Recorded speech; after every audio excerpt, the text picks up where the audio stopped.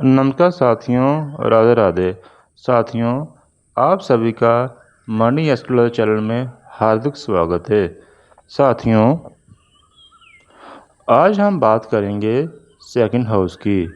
जैसा कि आप सब जानते हैं, जो सेकंड हाउस होता है वे हमारे फैमिली, मनी, फिनेंसिस, सेविंग्स का होता है। साथियों, कालपुरुष कुंडली में सेकंड हाउस का लॉर्ड शुक्रदेव को माना गया है, क्योंकि सेकंड हाउस में वृश्चिक टॉरस राशि आती है। साथियों, चलिए हम बात करते हैं कि सेकंड हाउस का लॉर्ड हमारी कुंडली में विभिन्न विभिन्न घरों में बैठने से हमारे जीवन में क्या दर्शाता है। साथियों, जब कभी भी सेकंड हाउस का लॉर्ड फर्स्ट में बैठता है तो आप ये चीज़ मान के चलिए कि वे जातक अपनी मेहनत से खूब धन अर्जित करेगा और उस धन को अच्छे काम में लगाएगा।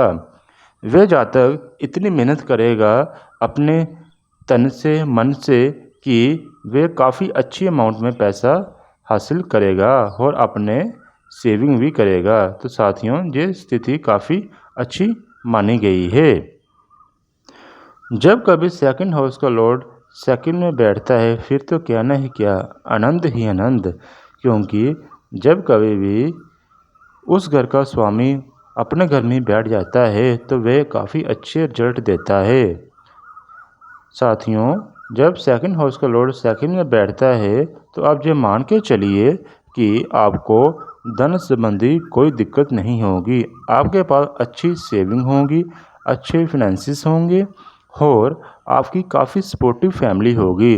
और इस जातक की आप एक बात अवश्य नोटिस कीजिए, इस जातक का चेहरा और वाणी बहुत ज़्यादा मधुर होंगी, यानी कि ये एक अच्छी स्थिति मानी गई है।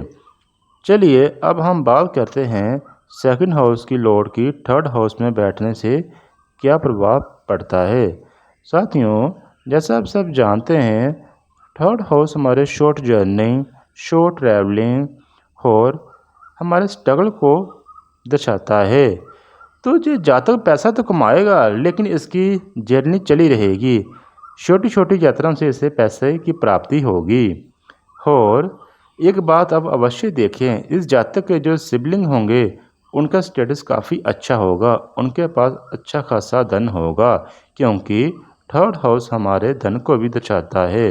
इस जातक को संघर्ष करने के बाद ही पैसा मिलेगा, आसानी से पैसा नहीं मिलेगा।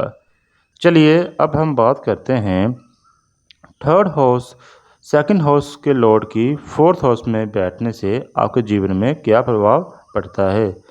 साथियों, जब कोई भी सेकंड हाउस का लॉर्ड फोर्थ हाउस में बैठना है तो ये एक काफ़ी अच्छी स्थिति मानी गई है, क्योंकि सेकंड का लॉर्ड अपने से 2 घर आगे बैठता है, यानी कि ये ऑलरेडी ज्ञान दर्शा रहा है।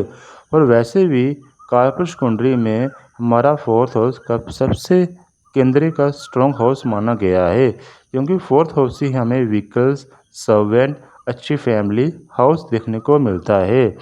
साथियों, आप ये मान के चलिए कि जिन जातकों की कुंडली में भी ऐसी स्थिति बन रही है कि सेकंड हाउस का लॉर्ड फोर्थ में बैठता है, वे अपने पैसे से अच्छा एक घर, आलीशान घर जिसे हम बंगलो बोल सकते हैं, अच्छी गाड़ी, अच्छे फैमिली में रहेगा। और ये जातक कहीं ना कहीं अपना पैसा अपनी फैमिली में स्पेंड करेगा। इसके पास सेविंग भी काफ़ी अच्छी तरह होगी। साथियों, अगर बात की जाए तो ये एक काफ़ी अच्छी ही सिचुएशन मानी गई है। चलिए अब हम बात करते हैं सेकंड हाउस के लॉर्ड की फिफ्थ हाउस में बैठने से क्या क्या प्रभाव देखने को मिलते हैं। साथियों, यह कंडीशन अच्छी मानी गई है, हालांकि इतनी अच्छी भी नहीं है, क्योंकि फिफ्थ हाउस हमारे लव अफेयर, रोमांस को दर्शाता है। और आप ये मान के चलिए कि जो मेरे जातक बैचलर हैं वे पक्का ही अपना पैसा अपनी गर्लफ्रेंड या अफेयर्स में उड़ाएंगे। जैसे शॉपिंग कर सकते हैं, शॉपिंग करा सकते हैं, ऐसा उनका पैसा कहीं ना कहीं स्पेंड होगा। हालांकि हाँ, वो जातक जब मैच्योर हो जाएंगे, अब 30 हो जाएंगे, जब शादी के बंधन में बन जाएंगे, तो फिर उनका पैसा टिकने लग गएगा। क्योंकि जैसे ही उस जातक की पहली संतान होगी, तो उनका जो पैसा है वह सेविंग अकाउंट में धीरे धीरे बढ़ेगा। हालांकि पहले कुछ दिक्कत हो सकती है। बाकी ओवरऑल देखा जाए जिस सिचुएशन अच्छी है, बस इस जातक को चाहिए कि अपने पर थोड़ा काबू रखे और अपना पैसा सेव कर रखे अपने फ्यूचर के लिए, ना कि बस इधर उधर घूमने फिरने में उड़ा दे।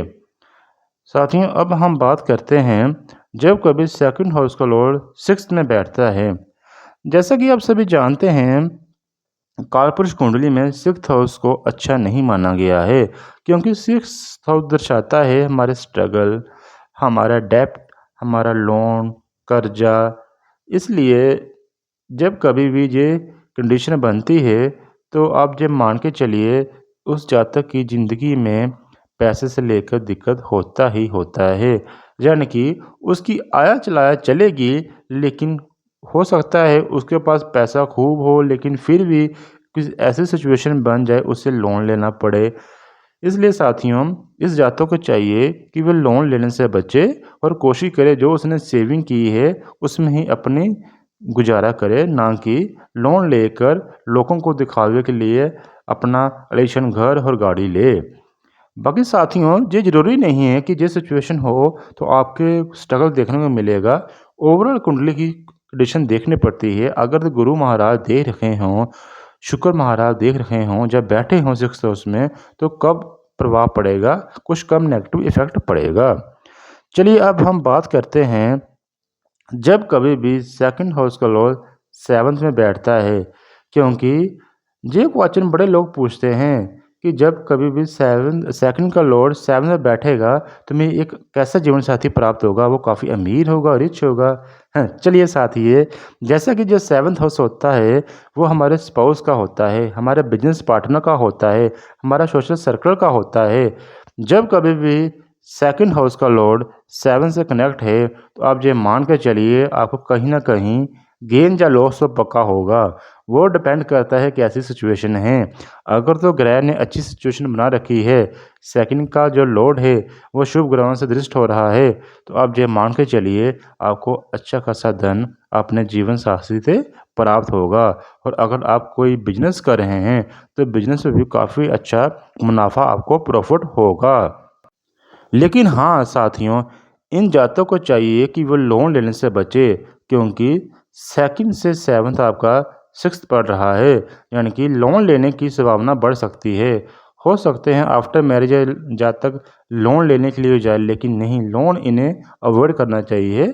बाकी इनका जीवन काफ़ी अच्छा चलेगा, फैमिली भी इनकी सपोर्टिव होगी। साथियों, ये तो मैंने आज कवर किए है सेकंड हाउस का लॉर्ड डिफरेंट डिफरेंट हाउसों में बैठने से आपके जीवन में क्या इम्पैक्ट पड़ता है। धन्यवाद, आज के लिए बस इतना ही। राधे राधे।